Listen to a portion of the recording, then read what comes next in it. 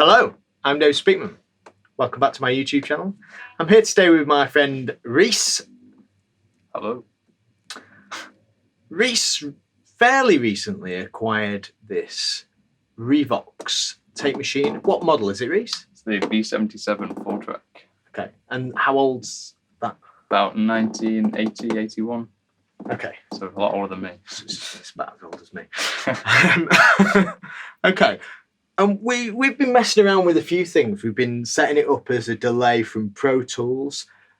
And we thought that we'd have a go at setting it up as a delay on the guitar. And while we were doing it, it sounded so cool that we thought, well, we might as well make a video of how to do this in case it interests anybody else. We're using SSL SiX. If you want to watch a previous video about SSL SiX and me wiring that in, that's here somewhere. And we're also using my Silverface Champ, which featured in last week's video about the Vibrochamp Silverface Champ sort of shootout type thing. So you can watch that here as well if you want to. But stick with this one first. Maybe watch those ones in a bit. So what we've done, we're going into the SSL SiX with the guitar, basically to feed it into the tape machine. I'm also using this reamp box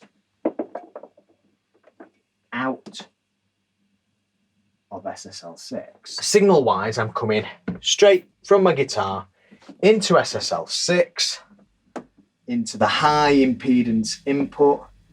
I've got it switched into line and high impedance. You can see how it's set up here. And that's what's going into channel 1. And then the master output is coming out and into the reamp box. And that's going into the champ. So just hearing the guitar amp on its own sounds pretty much the same. I've tweaked it a little bit. There's some little level trims on the reamp box as well. And it sounds exactly the same as it does when you plug straight into the champ.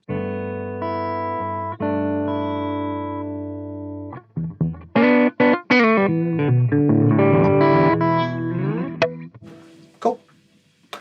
And then what we've done is we've set the Revox. We're just using the Revox in mono today, just because we're doing it with a guitar. So we've come out of the stereo line output, so it's an auxiliary out essentially, and you could do this with any mixer that has an auxiliary out. You could do the same thing. It doesn't have to be, you know, the SSL SiX, a cheaper Allen Heath desk, or even like a little Behringer desk would do it.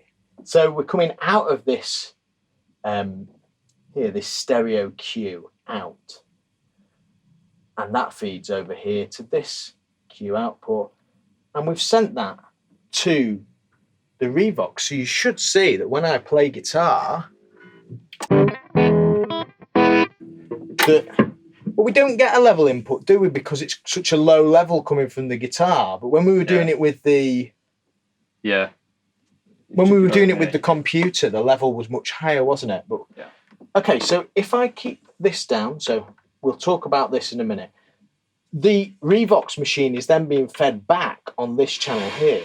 You can hear there's quite a lot of hiss on it. Yeah. So now we get one delay back. So we've got the original sound of me playing and then the delay back. And if Reiss changes the speed of the tape machine, so is it now 7.5 inches per second. So that's going faster than it was before. Now our delay's a little bit tighter, isn't it? So we get like a...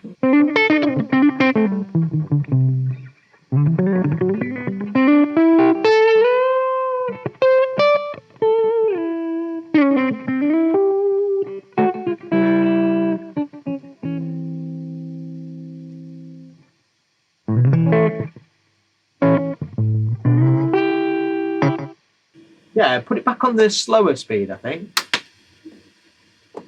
It's slightly noisier on the slower speed. Yeah.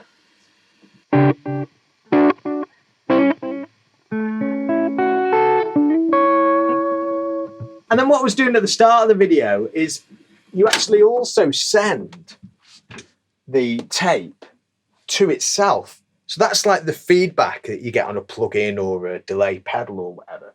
We were actually sending, to reiterate, the guitar comes into analog 1.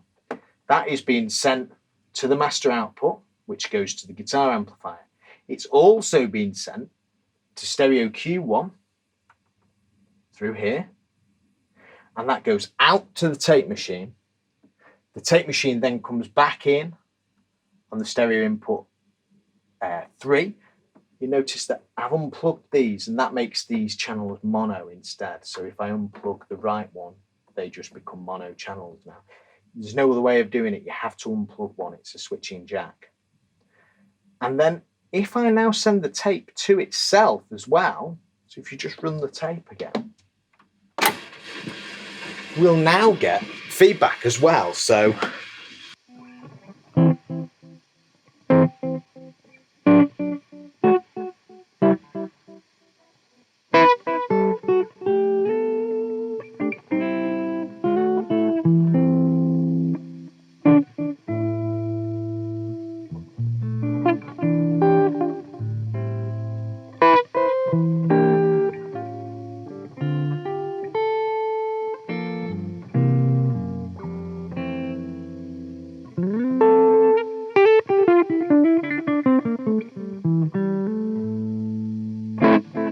if I turn the this up, this is like turning the feedback up, so we can get some pretty wild sounds actually. So.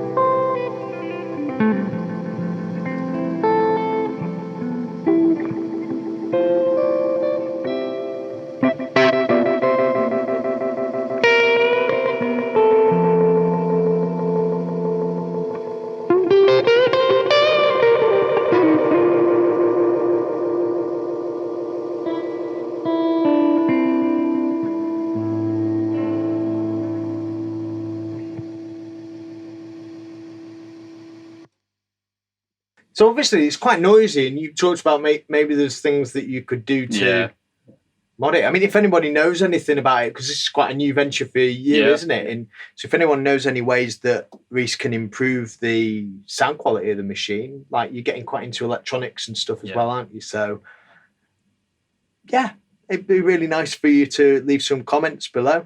I hope you found it useful. I mean, obviously the same principle would apply really with a pedal. You could just use a pedal in the same way with a mixer, and any small mixer or any mixer, if you're in a band gigging, if you've got the auxiliary outs that you use for your monitors, for your wedges on stage, it's the same principle. You're using the same outputs to do that with. So great. I hope you found that useful. Thanks again to Reiss for coming over and lugging this tape machine over. You'll have bigger muscles now. It weighs an absolute ton. What does it weigh? About 30 kilos. Yeah, it's a heavy thing. So yeah, I've been toying with the idea of getting one for the studio, and I have to say it's a bit of an eye-opener. It is different to using a plug-in. You don't notice the noise as much when you're playing. What you notice is that it's quite unpredictable, but in a really nice way, and it creates these lovely harmonics that you don't get with a plug-in. No. It's non-linear, I suppose. So. Natural. Very natural. Natural, yeah. On that note, thank you very much for watching. Please do subscribe. Please do give the video a like. Reiss is a photographer. His Instagram is... r.jerham. There we go. Jerham. Fantastic photographer, so give Reiss a follow, please. Thank you very much for watching. Bye-bye.